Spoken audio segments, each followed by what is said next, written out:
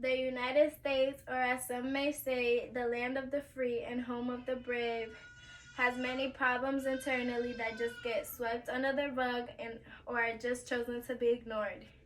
Racial profiling is one of those problems.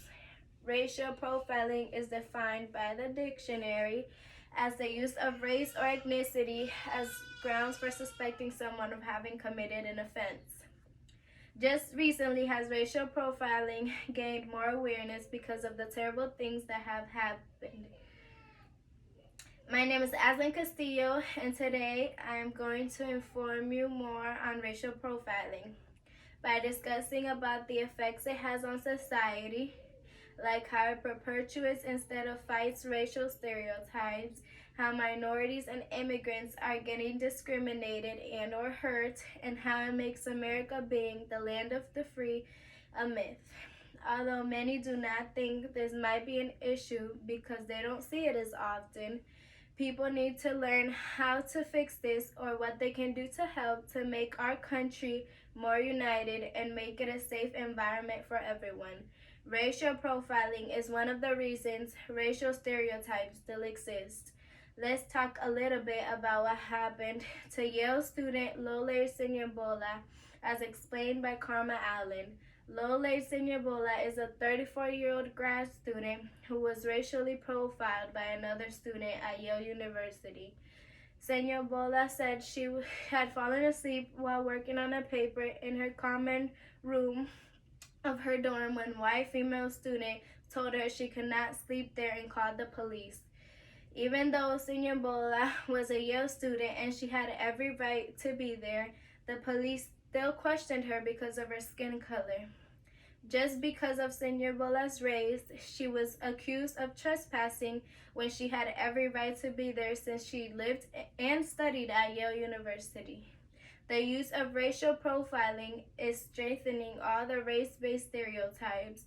Another example would be how researchers at Stanford University analyzed 95 million traffic stop records from 2011 to 2018. They found that African Americans are pulled over more frequently by day, but are much less likely to be stopped at night when the darkness at night masks their race and makes it harder to racially profile them. They stop minorities more during the day based on the stereotypes they have in their head and not because they have any issues with their driving. Just because of their skin color, African Americans and Latinos are still more likely to have their cars searched than their white counterparts. This shows how at least some police officers are using stereotype and color against minorities. The worst thing is that racial profiling has gone farther than just accusing. Racial profiling has led to even hurting and discriminating minorities like African Americans. For example, the death of George Floyd, as explained on the online magazine How Challenging Stereotypes Can Save Black Lives by Said Jelani and Jeremy Smith, published on June 8, 2020. George Floyd was an African American man from Minneapolis. Floyd was having a normal day before he stopped at a convenience store to buy cigarettes. The convenience store clerk suspected he used a fake $20 bill and called the police. The police then arrived, and since Floyd resisted while getting arrested because he was claustrophobic, the officer Chauvin pinned him to the ground and kneed his neck for 9 minutes and 29 seconds until Floyd passed, all because of a suspicion of using a $20 bill. A similar incident happened to Tamir Rice. Tamir Rice was a 12-year-old kid playing at a park with a fake gun when someone called to report it.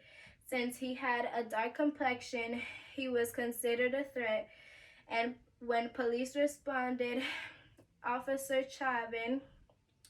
Timothy Jones, opened his car and opened fire, striking 12-year-old Tamir Rice and killing him. Is America as safe as it is advertised?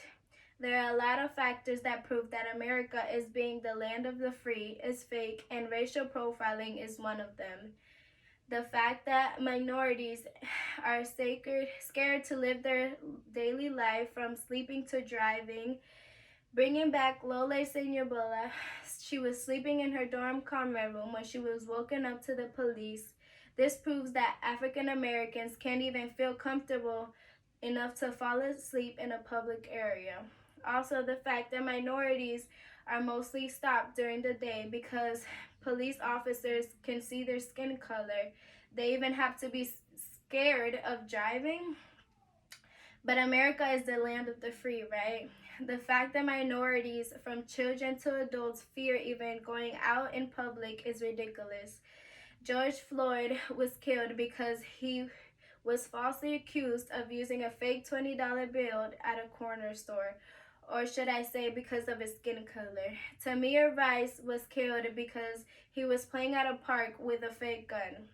Even though a person could have thought that it was a real gun, it should have been handled different than a 12-year-old being killed. All these prove that racial profiling makes it impossible for America to be considered the land of the free because minorities are being killed for living their daily life. These are all the reasons why we should end racial profiling, and it strengthens stereotypes and endangers minorities and gives America a bad representation.